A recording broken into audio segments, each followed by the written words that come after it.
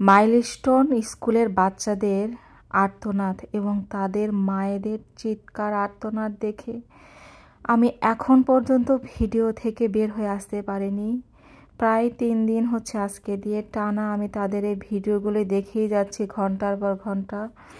আসলে আমায় কি বলবো, আমার বলার ভাষা নেই। এতটা কষ্ট এবং বেদনাদায়ক। তাদের মারা যখন চিৎকার করে কান্না করছিল, বা অনেক বাচ্চারা আছে যারা হচ্ছে তাদের দিচ্ছিল যে কীভাবে দুর্ঘটনা ঘটেছে, কিভাবে কি হয়েছে, সব কিছু যখন বলছিল, এত খারাপ লাগছিল, চোখ দিয়ে অঝরে পানি অটোমেটিক চলে আসছিল। আমি একজন মা, আমি ভাবছি ওখানে যদি আমার সন্তানটা থাকতো তাহলে কি হতো।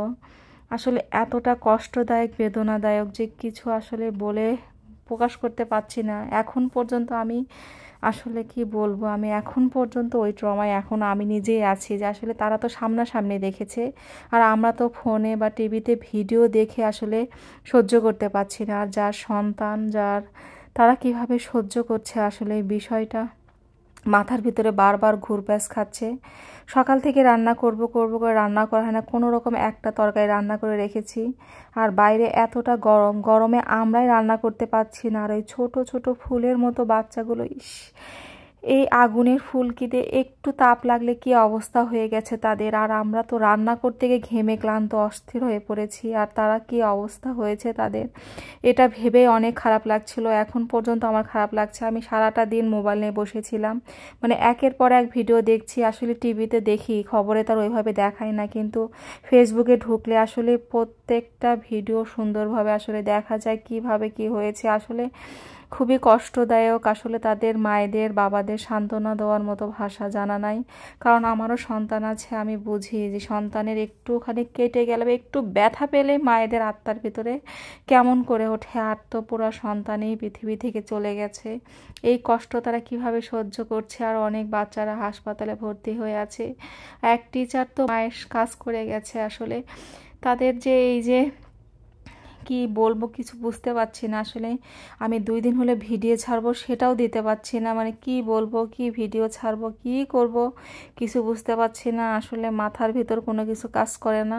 সারাদিন আসলে এই ভিডিওগুলো নিয়ে দেখি কি হচ্ছে, সবাই কান্না করছে। আবার এই যে গুম করা, রাজনীতিক, এগুলো পছন্দ হচ্ছে না। আসলে সঠিক তথ্য দিলে কি হয়, এইটা নিয়ে এত কিছু করার কি দরকার। এতগুলো বাচ্চার জীবন নিয়ে আসলে তাদের ফ্যামিলি, সন্তান তো তারা হারিয়েই ফেলেছে, তার সন্তান তো শেষ, কিন্তু তার একটা স্মৃতি নিয়ে তারা মা বাবাকে আঁকড়ে বেশ পাশে থাকতে দেন। আসলে এটা নিয়ে এইরকমভাবে রাজনীতি করার আমার মনে হয় কি কোনো প্রয়োজন নেই। আর বাংলাদেশে কি শুরু হয়ে গেছে, একবার বললাম না জুলাই তো চলে গেছে, আর বলেছে আবার জুলাই এসেছে।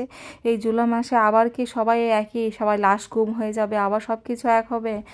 আসলে কি বলবো, আমি আসলে বলার কিছু খুঁজে পাচ্ছি না। মানে কতটা কষ্টদায়ক বেদনাদায়ক ঘটনা, আসলে এটা আসলে বলার মতো না। ফুলের মতো ছোট ছোট বাচ্চারা, যখন এই ভিডিওতে দেখি কি যে কষ্ট লাগে। আর হাসপাতালে বেডে যারা শুয়ে আছে, তাদের চিৎকার চেঁচামেচি, মা আমার কাছে থাকবে না। এক আপু বলছিল, তার সন্তান বলছিল রাতে তুমি মা আমার কাছে থাকবে না। আসলে এই সব কথা শোনার পরে কোনো মাই আসলে ঠিক থাকতে পারে না। প্রত্যেকটি মায়েরই খুবই কষ্ট লাগার কথা। আমার নিজেরই আসলে আমি এই ট্রমা থেকে এখনও বেরোতে পারছি না। টানা খালি ঘুরে ফিরে ওগুলোই দেখছি।